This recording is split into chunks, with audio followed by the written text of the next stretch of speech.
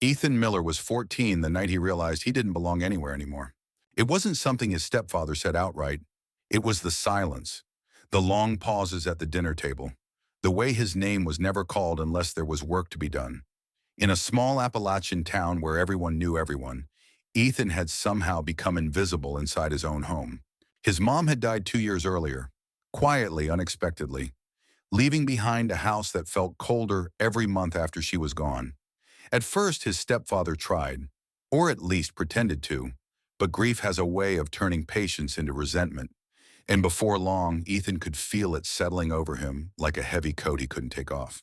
He slept in a narrow room at the back of the house, walls thin enough to hear every argument, every slammed door. He learned to wake up early, move quietly, and stay out of the way. He did his chores without complaint. He spoke when spoken to. Still, it was never enough. The breaking point didn't come with shouting, it came with paperwork. One evening, Ethan overheard his stepfather talking about selling the house, starting over somewhere else. "It'll be easier without the extra responsibility," the man said, his voice flat, almost relieved. Ethan stood in the hallway, heart pounding, already knowing what extra responsibility meant. That night, Ethan packed. He didn't have much: a worn-out backpack, a small folding knife with a chipped handle, a wool hoodie that still smelled faintly like wood smoke, and a thin, battered notebook, his grandfather's old sketchbook, filled with rough drawings of hillsides, wind arrows, and handwritten notes about weather and ground warmth. It was the only thing Ethan had kept when his grandfather passed, the one thing that still felt like home. No one noticed him leave. The moon was low, the air sharp with early fall cold.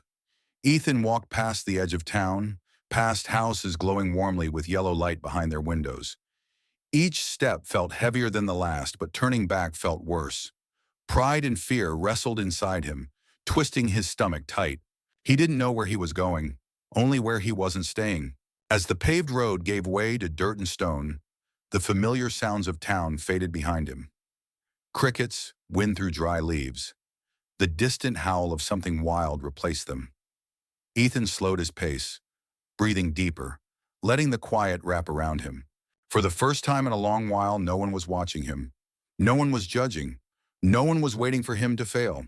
He stopped at the edge of a wooded slope and sat down, pulling the notebook from his pack. The pages were rough and uneven, the drawings imperfect but intentional. His grandfather's handwriting slanted slightly, confident and calm. "Listen to the land," one note read. Ethan closed the book and looked out into the dark hills ahead. He was scared, cold, alone. But beneath all of that, something else stirred, quiet, stubborn, and steady. For the first time since his mother died, Ethan felt like the next choice was his to make. And that changed everything. Ethan didn't walk far that first night. Fear has a way of shrinking distance, and exhaustion caught him just beyond the edge of town. By the time the sky began to lighten, he had climbed halfway up a wooded slope where the ground curved gently inward, as if the land itself were offering a place to rest. He slept in short, uneasy bursts, waking to the sound of wind brushing through dry leaves and the ache in his shoulders from the weight of the pack. When the sun finally crested the ridge, Ethan pushed himself up and took stock of where he was. The hillside wasn't beautiful in the way postcards are beautiful. The soil was thin, mixed with stone, and old tree roots broke through the surface like knuckles. Most people in town avoided this area, too steep to farm, too exposed for a house. In winter, the wind came straight across it with nothing to slow it down. But Ethan didn't see useless ground. He saw patterns. He remembered his grandfather pointing at hills like this one, saying the land always tells you where it wants to hold heat and where it lets the cold pass through. Ethan walked slowly, paying attention to where the wind pressed hardest and where it slipped past. He crouched, pressing his palm to the earth, surprised to find it still held a faint warmth from the previous afternoon. He stayed. That first day, he didn't build anything. He didn't even try. He sat with his back against a rock outcrop and watched. The sun tracked low across the sky, warming one section of the slope longer than the rest. In the late afternoon, the wind split around a natural curve in the hill, leaving a pocket of calm air behind it. Ethan marked the spot with a stone. By the second night, hunger started to bite. He ate the last of the crackers from his pack and rationed his water carefully. Still, when the temperature dropped after sunset, he noticed something strange. Lying close to the ground, tucked into the curve of the hill, the cold didn't cut as sharply as it had in the open. He slept there, wrapped in his hoodie, teeth clenched but not chattering. The next few days blurred together. Ethan explored the slope, learning its moods. He found a shallow trickle of water farther up the hill, steady even when the air turned dry. He discovered loose stones that could be stacked without much effort, and fallen branches bent naturally instead of snapping straight. At night, he pulled out his grandfather's notebook. The drawings weren't instructions, they were reminders. Arrows showing wind direction, notes about earth thickness and shelter angles. A simple sentence written in the margin of one page caught Ethan's attention. The ground remembers warmth. The idea stayed with him. By the fourth day, Ethan made a decision. He wasn't going to chase comfort. He was going to build something small, something low, something that didn't fight the hill but leaned into it. Using his hands and the edge of his knife, he began clearing a shallow hollow against the natural curve of the slope. His movements were careful, deliberate. Every scrape of soil felt like a conversation with the land, testing, adjusting, listening. It was hard work. His arms burned. His stomach growled constantly. More than once, doubt crept in, whispering that this was foolish, that no 14-year-old could survive a mountain winter alone. But each evening, when the sun dipped and the wind rose, Ethan felt the difference. The hollow held, the cold slowed. And for the first time since he'd walked away from town, Ethan wasn't just surviving the day, he was preparing for what came next. By the end of the first week, Ethan's hands were raw and cracked, his fingernails packed with dirt that never seemed to come out. Every movement reminded him how small he was compared to the hill he was trying to work with. Still, each morning he woke up in the shallow hollow and felt something he hadn't expected. Stability. The earth around him hadn't shifted. The stones he'd placed hadn't rolled away. The spot held its shape, as if the hill had accepted his presence. That was when Ethan started to build for real. He didn't imagine walls the way houses in town had walls. No straight lines, no sharp corners. Instead, he followed the curve of the slope, stacking stones where the ground naturally bent inward. He wedged them carefully, choosing pieces that locked together instead of fighting for balance. When one slipped, he adjusted. When another held, he remembered it. His grandfather's words echoed in his head, not spoken, just felt. Strong doesn't mean stiff, it means forgiving. Ethan worked in short bursts, resting often. Hunger slowed him, but it also sharpened his focus. He used fallen branches that already curved, setting them into the stone to form a low frame. Over that, he layered packed soil and dry leaves, pressing everything down until the shelter blended into the hillside like it had always been there. From a distance, it didn't look like much, just a dark shape pressed against the earth. Up close, it felt intentional. The entrance stayed narrow, forcing warmth to linger. The back wall leaned into the hill, thick with dirt and stone. Ethan scraped out the floor just enough to sit upright, then laid flat stones where he planned to sleep. Every choice was small, but each one mattered. Doubt followed him constantly. At night, when the wind picked up, he lay awake listening, wondering if the whole thing would collapse. He imagined snow filling the opening, imagined waking up unable to move. Some nights, fear wrapped tighter than the cold. But morning kept coming, and each morning, the shelter was still there. A few days later, Ethan noticed footprints near the edge of the slope. Fresh ones. Someone had passed through, maybe hunting, maybe just curious. No one approached the shelter directly, but later that evening, Ethan overheard voices farther down the trail. "Kid's probably gone by now," someone said. "No one lasts up there."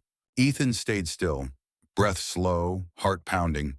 He didn't feel angry, just distant, like they were talking about a story that no longer belonged to him. That night, the temperature dropped hard. Frost coated the leaves by sunset, and the wind came sharper than before, cutting through the trees with a sound like tearing fabric. Ethan crawled into the shelter early, pulling dry grass around his shoulders, bracing himself for the worst. It never came. The cold pressed in, but slowly. The ground beneath him held warmth longer than the air. The curved walls softened the wind, breaking it apart instead of letting it slam straight through. Ethan stayed awake for hours, listening, counting his breaths. He realized something then. This place wasn't just keeping him alive, it was teaching him. By morning, his hands were stiff, but his body wasn't shaking. When he stepped outside, the frost glittered white across the slope, but the ground inside the shelter was dark and damp. untouched by ice. Ethan stood there for a long moment, chest rising with a quiet sense of disbelief. It wasn't a house, it wasn't impressive, but it worked. And for the first time since leaving town, Ethan allowed himself to think about winter, not as something waiting to break him, but as something he might actually survive. Winter didn't arrive slowly.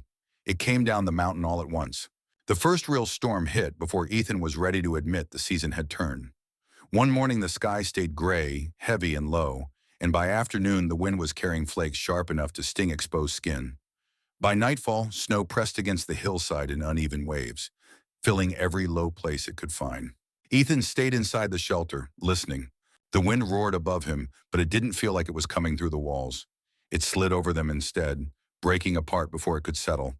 The air inside stayed still. Not warm, never truly warm, but survivable. That was enough. Days blurred together. Ethan left the shelter only when he had to, gathering deadwood, checking the trickle of water that now ran slow beneath a skin of ice.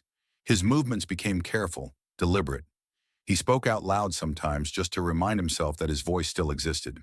Down in town, things were going badly. Ethan didn't know that at first. He only sensed it in the way the wind carried unfamiliar sounds. Distant shouting, a dog barking too long, too sharply. The storm had closed the roads. Power lines sagged and snapped. Houses built for milder winters started to fail one by one. The night it happened was colder than any before it. The temperature dropped fast after sunset, the kind of cold that tightens your chest when you breathe. Ethan had sealed the shelter as best he could, narrowing the opening with stacked stone and brush. He lay awake, counting the slow release of heat from the ground, trying not to think about how thin the barrier really was. Then he heard it, a sound that didn't belong to the storm. Footsteps, uneven, heavy, too close. Ethan froze. The steps dragged, paused, then came again. A shadow fell across the entrance. A man's voice broke through the wind, hoarse and strained. "Hello?" The word cracked in half as it left his mouth. Ethan hesitated only a moment before pushing the opening wider. A middle-aged man collapsed forward, catching himself on the stones. His face was pale, eyes unfocused, hands trembling violently. "I got turned around," the man said. "Couldn't make it back." Ethan didn't ask questions. He pulled the man inside, pressing him against the back wall where the earth still held warmth. He wrapped him in every spare layer he had and fed him sips of water, slow and steady, the way his grandfather once taught him. They sat there together through the night. Outside the storm screamed. Inside the shelter held. By morning the man's shaking had eased. Color crept back into his face. He looked around, confusion giving way to disbelief. "This place," he whispered. "It's warmer than my house." Ethan didn't know how to answer that. When the storm finally broke, the man made it back down the mountain. Word traveled fast after that. Faster than snow melts. Faster than doubt. People started coming up the slope. Not laughing, not curious, but careful. They stood where the hill curved inward, staring at the shelter half hidden by snow and earth. The boy they thought had disappeared hadn't frozen. He'd endured. And the cold that had taken so much from everyone else had, somehow, passed him by. The hill didn't change overnight. Neither did the people. After the storm, a few neighbors began making the slow walk up the slope. Not to stare, not to judge, but to understand. They stood quietly, boots sinking into melting snow, looking at the shelter pressed into the earth as if it were part of the land itself. Ethan stayed cautious. Trust didn't come easy anymore. But he answered questions when they were asked, his voice calm, measured. He didn't talk about survival like it was some great achievement. He talked about listening, about paying attention, about letting the land do some of the work instead of fighting it. One of the visitors was a farmer named Mark Reynolds, a man with weathered hands and eyes that missed very little. He had lost part of his roof during the storm and spent the coldest nights huddled in one room with his family. "You shouldn't be up here alone," Mark said gently. Ethan didn't argue. He didn't need to. By then, the facts spoke louder than fear ever could. Over the next few weeks, Mark kept coming back, sometimes with food, sometimes just to sit. Eventually, he made an offer, not out of pity, but respect. A warm place to stay, a chance to finish school, a place where Ethan wouldn't have to disappear to be tolerated. Ethan accepted. The shelter remained on the hill, slowly sinking back into the earth as spring arrived. Grass crept over the roof. Rain softened the edges. Nature reclaimed what it had lent him, piece by piece. But the lesson stayed. Years later, people in the area would still talk about that winter, about the storm that exposed how fragile comfort really is, about the boy who survived not by building bigger or stronger, but by building smarter. Ethan grew older, but he never forgot the hill. He spent his life teaching others what he'd learned, not as rules, but as awareness. How to notice wind, how to read the ground, how sometimes the safest place isn't the one that stands out, but the one that blends in. And here's the question this story leaves us with. How many times in your own life have you been told that the normal way was the only way, without ever being asked if it was the best one?